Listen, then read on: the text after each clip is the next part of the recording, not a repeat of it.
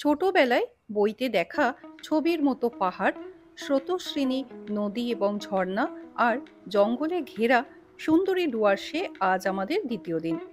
আগের পর্বে আপনাদের দেখিয়েছিলাম আমরা ডুয়ার্সের লাটাগুড়িতে চা বাগান এবং জঙ্গলে ঘেরা ব্লুবেরি রিসর্টে উঠেছিলাম। জঙ্গলের মাঝে এই লাক্সারিয়াস রিসর্টে থাকার কিন্তু একটা আলাদাই অভিজ্ঞতা। এই রিসর্টের প্রত্যেকটা রুমের ট্যারিফ আগের পর্বের ভিডিওতে আমি ডিটেলসে শেয়ার করেছি। যারা ভিডিওটা মিস করে গেছেন তারা একবার দেখে নিতে পারেন, আমি ডেসক্রিপশন বক্সে লিঙ্কটা দিয়ে দিলাম। এই রিসর্টে নানান বাজেটের রুম রয়েছে আর এখানে সুইমিং পুলও রয়েছে। সুইমিং পুলের মজা নিতে পারেন সকাল 8টা থেকে রাত 8টা পর্যন্ত। আর রাত্রে রিসর্টের রূপটা কিন্তু আরও সুন্দর হয়ে যায়। এবার চলে আসি দ্বিতীয় দিনের গল্পে। সকালবেলা পুরি আর সবজি খেয়ে আমরা এখন বেরোবো সাইট সিন করতে। এখানে 7 পয়েন্ট সাইট সিন হয়। আমরা এখন সাইট সিন করতে বেরোচ্ছি। সকাল সকাল বেরোলে কিন্তু খুব ভালো হয়। আমরা ভেবেছিলাম 9টার মধ্যেই বেরোবো, কিন্তু আমাদের লেট হয়ে গেল, প্রায় 10টা বেজে গেছে। 7 পয়েন্ট অনেকটা দূরে দূরে, ঝালং, বিন্দু, শামসিং আরও বেশ কয়েকটা পয়েন্ট আছে। তো সেই জন্য আপনারা যদি সাইট সিন করতে বেরোন চেষ্টা করবেন একদম সকাল সকাল 9টার মধ্যে বেরিয়ে যেতে। ডুয়ার্স সাইট সিনের মধ্যে এই 7 পয়েন্ট সাইট সিন কিন্তু খুবই জনপ্রিয়। এই 7 পয়েন্টের মধ্যে থাকে ঝালং, বিন্দু, শামসিং, সুনতালেখোলা, রকি আইল্যান্ড, মূর্তি নদী আর লালিগুড়াস পিকনিক স্পট। ডুয়ার্সের রাস্তাঘাট কিন্তু ভীষণ সুন্দর। চারদিক চা বাগান দিয়ে ঘেরা আর তার মাঝখান দিয়ে চলে গেছে কালো পিচ মোড়া রাস্তা। রাস্তায় যেতে যেতেই বারে বারেই কিন্তু ল্যান্ডস্কেপ বদলে যাবে। কখনো যাবেন চা বাগানের মধ্যে দিয়ে, তো কখনো রাস্তার দুধারে এরকম ধানের ক্ষেত। লাটাগুড়ি থেকে সাইট সিন শুরু করলে প্রথমেই নিয়ে যাওয়া হয় মূর্তি নদীতে। মূর্তি নদীর আশেপাশেও এরকম প্রচুর ক্যাম্প সাইট রয়েছে, আপনারা চাইলে এইসব জায়গাতেও যোগাযোগ করে থাকতে পারেন। লাটাগুড়ি থেকে মূর্তি নদীর দূরত্ব 22.8 কিলোমিটার। পৌঁছাতে ওই মোটামুটি সময় লাগে আধ ঘন্টা থেকে 35 মিনিট মতো।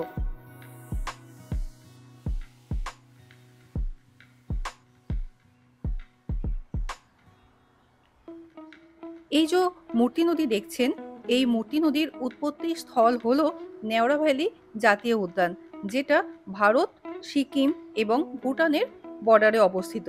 সেখান থেকে উৎপত্তি হয়ে এই মূর্তি নদী শামসিং হয়ে চলে এসেছে ডুয়ার্সে।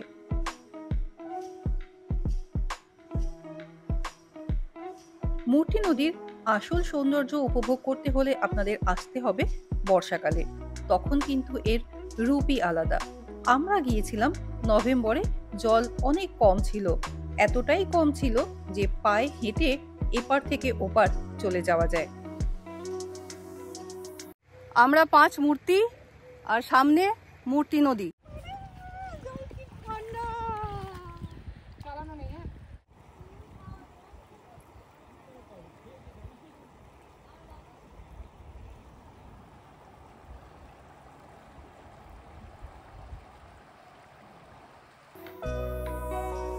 জায়গাটা এত সুন্দর, চট করে আপনার এখান থেকে যেতে ইচ্ছে করবে না। তবে ডুয়ার্সের সবকটা সাইট সিন কিন্তু বেশ অনেকটা দূরে দূরে অবস্থিত, তাই চেষ্টা করবেন তাড়াতাড়ি সাইট সিনগুলো কভার করার, নাহলে কিন্তু শেষের দিকে যে সাইট সিনগুলো থেকে যাবে সেগুলো আপনাদের দেখতে অনেকটাই দেরি হয়ে যাবে, বা অন্ধকার হয়ে গেলে কিন্তু অনেক জায়গা বন্ধও করে দেওয়া হয়।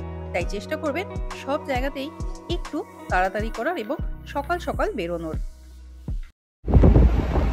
মূর্তি নদী দেখে এবার আমরা যাচ্ছি ঝালংয়ের দিকে। 7টা পয়েন্টের মধ্যে একটা পয়েন্ট হয়ে গেল আমাদের, আরও 6টা পয়েন্ট বাকি। মনে হচ্ছে সারাদিনই লেগে যাবে, যেটুকু শুনলাম যে অনেকটা দূরে দূরে। দেখা যাক।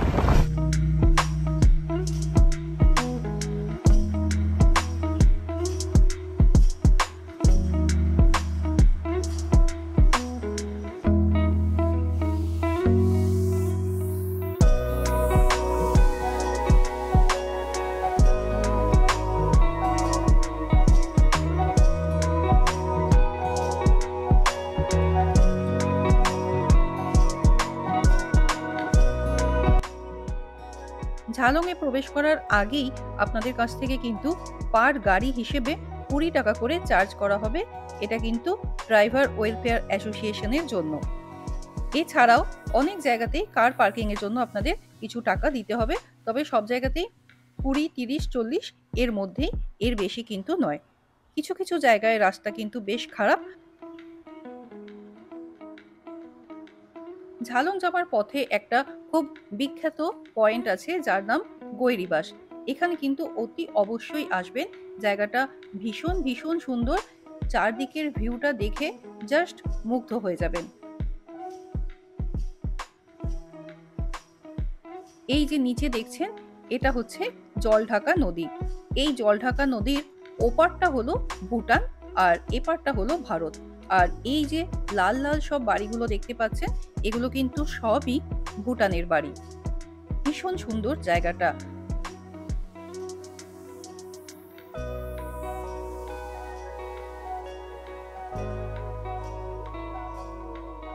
টুকটাক খাবার জন্য এখানে ছোটখাটো কয়েকটা রেস্টুরেন্টও পেয়ে যাবেন। এরপর আমরা আবার এগিয়ে চললাম ঝালং এর দিকে। মূর্তি থেকে ঝালং এর দূরত্ব 34 কিলোমিটার। পৌঁছাতে প্রায় 1 ঘন্টার মতো সময় লাগে। আর তার সাথে রাস্তা যেহেতু খারাপ, সেজন্য কিন্তু সময়টা একটু বেশিও লাগতে পারে। আরও এক জায়গায় আমাদের গাড়ির জন্য টাকা দিতে হলো। এখন আমরা যাচ্ছি বিন্দুর দিকে।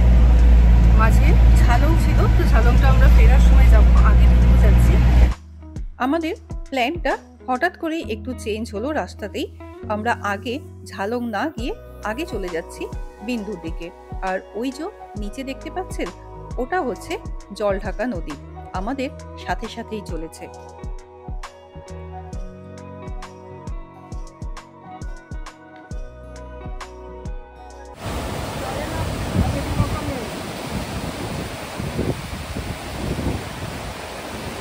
চকলেট আছে এদিকে, খুব ভালো চকলেট আছে, আলাদা আলাদা ফ্লেভার আছে, মিলিয়ে মিশিয়ে নিতে পারবেন। আর সামনে স্পট আছে, দেখে আসুন। এইটা বর্ডার আছে ইন্ডিয়া ভুটান, ওইটা জলঢাকা আছে, সামনে ড্যাম আছে। কোন ড্যাম এটা? এখানে যেটা আছে ওটা কোন ড্যাম? ওইটা Indo Bhutan border. Indo Bhutan border. আর এটা নদীটা জলঢাকা আছে। আচ্ছা, এখানে এই যে চকলেট গুলো কি কি, মানে সব ইন্ডিয়ান আছে? Caramel, crunchy, coffee, white chocolate, plain chocolate. ভুটানের চকলেট আছে কিছু? ভুটানের নাই, আপনারা লোকাল পাবেন। লোকাল, আচ্ছা। আর ওয়াইন গুলো ভুটানের? ভালো টেস্ট? খুব ভালো আছে। এদিকে বসে আপনারা নিয়ে ট্রাই করুন, আরো নিয়ে যাবেন। মানে কি দিয়ে তৈরি এগুলো? গ্রেপস। গ্রেপসের? রেড ওয়াইন আছে। এই দিদির মুখে বাংলা শুনে আমরা তো অবাক, এত পরিষ্কার বাংলা বলছেন। এখন আমরা আছি বিন্দুতে। এই যে 7 পয়েন্ট সাইট সিন আপনারা করবেন, তার মধ্যে সব থেকে অ্যাট্রাকটিভ জায়গা হলো এই বিন্দু, আর সব থেকে জনপ্রিয়। এখানে আপনারা প্রচুর ছোট ছোট দোকান পেয়ে যাবেন, যেখানে আপনারা ভুটানেরও নানান রকম জিনিস পেয়ে যাবেন। কারণ এই যে জায়গাটা, এটা ভারত এবং ভুটানের সীমান্তে অবস্থিত। প্রিয়জনদের উপহার দেওয়ার জন্য এখান থেকে ছোটখাটো শপিং আপনারা করতে পারেন। জিনিসের দাম কিন্তু খুব একটা বেশি নয়।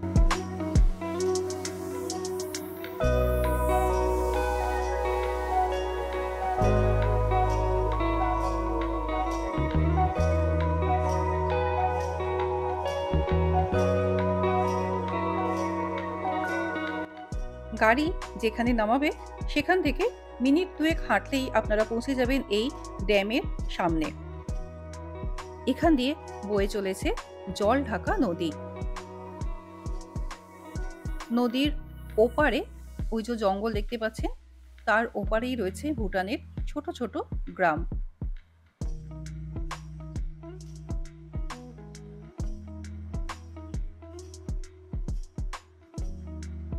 এখানে জলঢাকা নদী বেশ গতিতে বয়ে চলেছে, আর তার সাথে রয়েছে জলের দুর্দান্ত গর্জন। চলুন কাছে যাই। আমার পেছনে হচ্ছে বিন্দুর ড্যাম, জানি না আওয়াজ শোনা যাচ্ছে কিনা। আর এই পাশ দিয়ে যাচ্ছে জলঢাকা নদী, বিশাল আওয়াজ।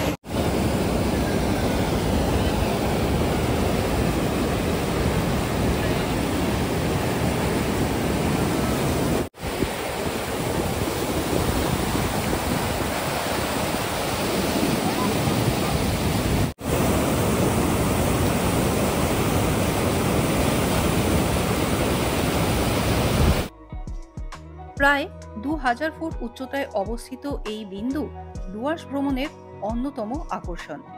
এখানেও কিন্তু আমাদের কার পার্কিং এর জন্য 30 টাকা দিতে হয়েছিল। এরপর বিন্দু থেকে ফেরার সময় আমরা চলে গেলাম ঝালংয়ে। গ্রামের ভেতর দিয়ে রাস্তা চলে গেছে নদীর ধারে। এখানেও কিন্তু সেই জল ঢাকা নদী। বেশ সুন্দর জায়গাটা। এখানে কিন্তু পিকনিক স্পটও রয়েছে। অনেক লোকাল লোকজন এখানে এসে পিকনিক করে থাকেন। আর এর দূরেও কিন্তু বেশ সুন্দর ভিউ পয়েন্ট রয়েছে, বসার ব্যবস্থা করা রয়েছে। আমরা এখানটাই বেশ কিছুক্ষণ সময় কাটিয়ে চললাম পরের গন্তব্যের উদ্দেশ্যে।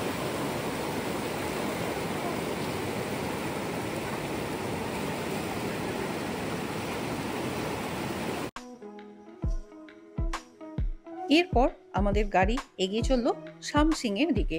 শামসিংকে বলা হয় কুইন অফ ডুয়ার্স। 3000 ফুট উচ্চতায় অবস্থিত শামসিং এ রয়েছে দিগন্ত বিস্তৃত সবুজ চা বাগান, কিছু কমলালেবুর বাগান আছে, আর আছে পাহাড় ঘেরা সবুজ জঙ্গল। শামসিং ভিউ পয়েন্ট থেকে পাবেন মেসমারাইজিং ভিউ।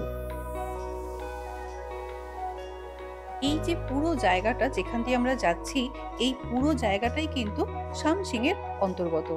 যে কোনো একটা জায়গায় দাঁড়িয়েও কিন্তু আপনারা এখানকার অসাধারণ সৌন্দর্য উপভোগ করতে পারেন। আর চা বাগানের মাঝখান দিয়ে এই যে রাস্তা চলে গেছে, এটা জাস্ট অসাধারণ।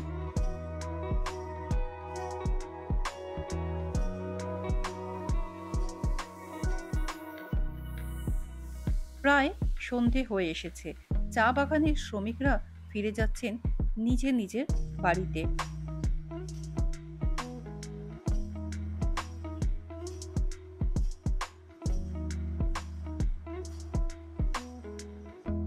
এদিকে দেখুন, একটা গাড়িতে কতজন উঠেছেন।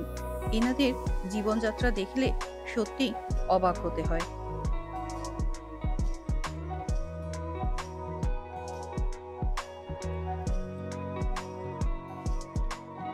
শামসিং এবং লালি গুরাস দুটোই কিন্তু প্রায় একই জায়গা। দুটো জায়গা থেকেই একই রকম ভিউ পাওয়া যায়। আমাদের এই শামসিং এবং লালি গুরাসেও 20 টাকা দিতে হয়েছিল পার্কিং এর জন্য। আর এরপর আমরা চলে এলাম আজকের শেষ স্পট রকি আইল্যান্ডে। সুনতালে খোলা আমাদের আর যাওয়া হয়নি, দেরি হয়ে গিয়েছিল বলে। এখানেই একটা দোকানে গরম মোমো খেয়ে নিলাম, আর তারপর চলে এলাম রকি আইল্যান্ডের একেবারে কাছে। প্রচুর পাথর রয়েছে জায়গাটায়, সেই জন্যই এর নাম রকি আইল্যান্ড। ওপর দিয়ে চলে গেছে একটা ব্রিজ, আর নিচ দিয়ে বয়ে চলেছে জল ঢাকা নদী।